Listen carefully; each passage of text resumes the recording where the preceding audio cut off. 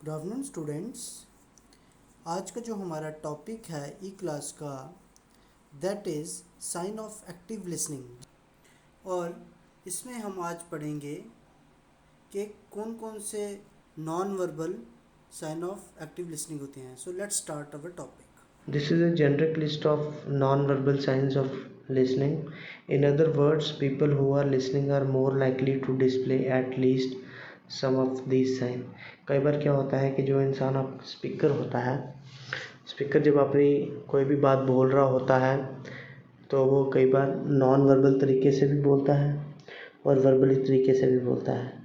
Non verbal तरीके से जब बोलता है तो आपका भी फ़र्ज़ बनता है कि उसको बताना कि हाँ जी, हम आपकी बात पे कंसंट्रेट कर रहे हैं, फोकस कर रहे हैं, आपकी बात को सुन रहे हैं, हम अच्छे लिसनर हैं, एक्टिव लिसनिंग कर रहे हैं।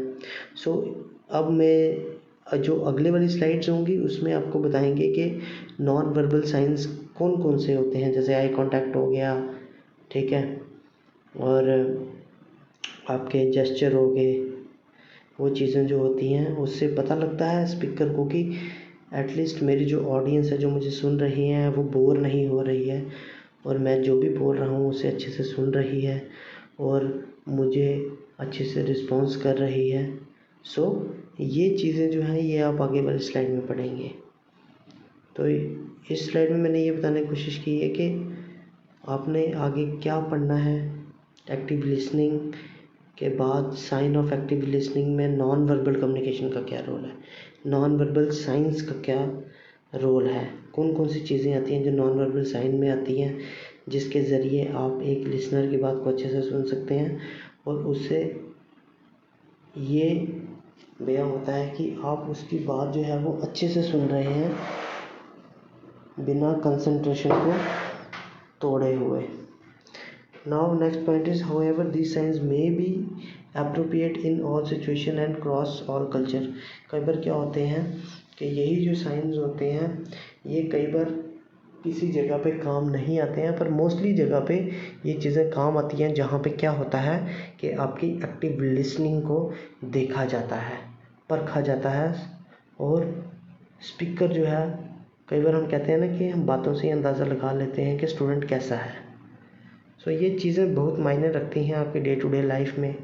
अगर आपने अच्छा इंसान बनना है, कहीं किसी मुकाम पे पहुंचना है, तो एक लिसनर के तौर पे ये चीज़ें बहुत ज़्यादा ही इफ़ेक्टिव हैं और एक एक्टिव लिसनर को ये बताती हैं चीज़ें जिसे हम बोलते हैं नॉन वर्बल साइन, जो हमें बताते हैं कि वाकई आप एक गुड लिसनर हैं। चलिए अब बात करते हैं कि वो साइन कौन कौन से हैं, हम एक एक करके वो पढ़ेंगे। Let's start with our first sign of active listening, non-verbal, जिसको है पहला, जिसको बोलते हैं स्माइल, और सेकंड है आई कांटेक्ट।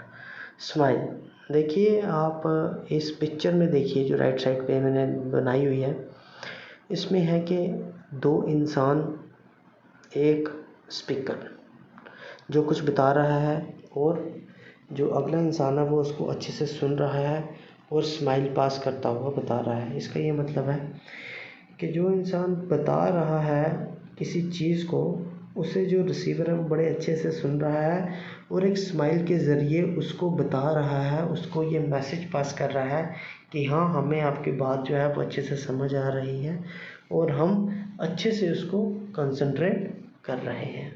कहता है small smiles can be used to show that the listener is paying attention to what is being said, or as a way of agreeing or being happy about the message being received. जो छोटी सी smile है वो ये use करने से ये पता लगता है लिसनर को,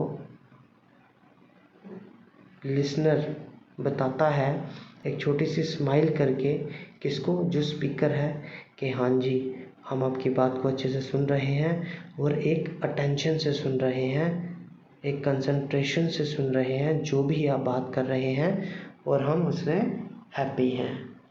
ठीक है, जो भी आप रिसीव कर रहे हैं उनसे मैसेज, वो आप क्या कर रहे हैं, अच्छे से रिसीव कर रहे हैं। कहता है combined with nodes of head, कई बार सिर को हिलाना, हम कहते हैं ना यस, सिर को ऊपर नीचे करना।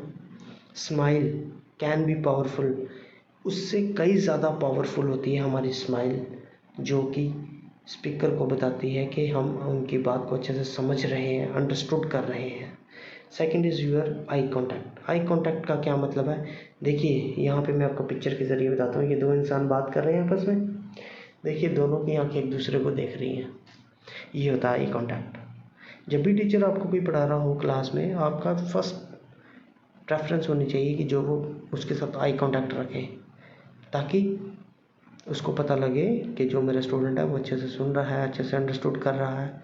और जहाँ कहीं प्रॉब्लम आती है, मैंने आपको पहले ही बताया, उसको बीच में डिस्ट्रैक्ट नहीं करना है।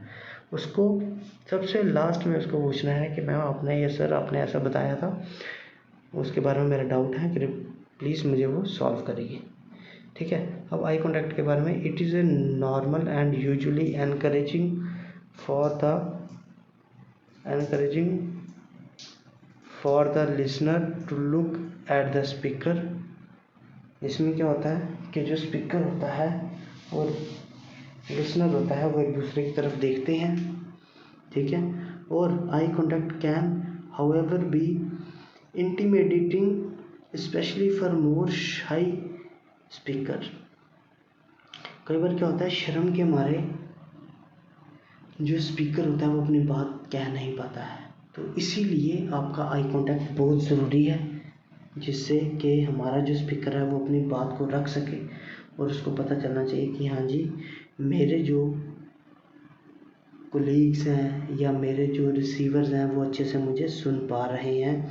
आई कांटेक्ट से ही पता लगता है। कहता है gauge how much eye contact is appropriate for any given situation. हर सिचुएशन के लिए आई कॉन्टैक्ट अलग अलग तरीके से होता है। Combine eye contact with smiles and other non verbal message to encourage the speaker. जब आप आई कॉन्टैक्ट रखेंगे, सिर हिलाएंगे, स्माइल करेंगे उसको, तो ये क्या है सभी?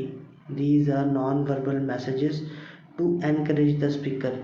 एनकरेज करते हैं स्पीकर को, बोलने के लिए मजबूर करते हैं, मतलब कि जो वो बोलना चाहता है उससे कई गुना ज़्यादा बोलने पे मजबूर करते हैं। जब भी आपने एक एक्टिव लिसनिंग या एक्टिव लिसनर बनना है अच्छे से, तो आपने नॉन वर्बल साइंस का ध्यान रखना है। जैसे कि जब कोई बता रहा होता है, पढ़ा रहा होता है, कुछ भी जब बात चल रही होती है, सिर को हिलाना ऊपर नीचे कि हाँ हम आपकी बात को सुन रहे हैं। ठीक है। स्माइल करना, उससे भी पता लगता है कि हाँ जी ये समझ रहे हैं हमारी बात को। आई कांटेक्ट बनाना, दो पार्टीज़ जब सेंडर और रिसीवर बात कर रहे हो तो उनमें आई कांटेक्ट होना चाहिए। तो इससे पता लगता है कि आप कितने एक्टिव हैं और कितने नॉन एक्टिव हैं। यहीं से अंदाज़ा लगा सकते हैं कि आप एक अच्छे लिसनर बन सकते हैं या अच्छे लिसनर नहीं बन सकते हैं। ये हमारा था आज का टॉपिक, जिसमें हमने पढ़ा साइन ऑफ एक्टिव लिसनिंग।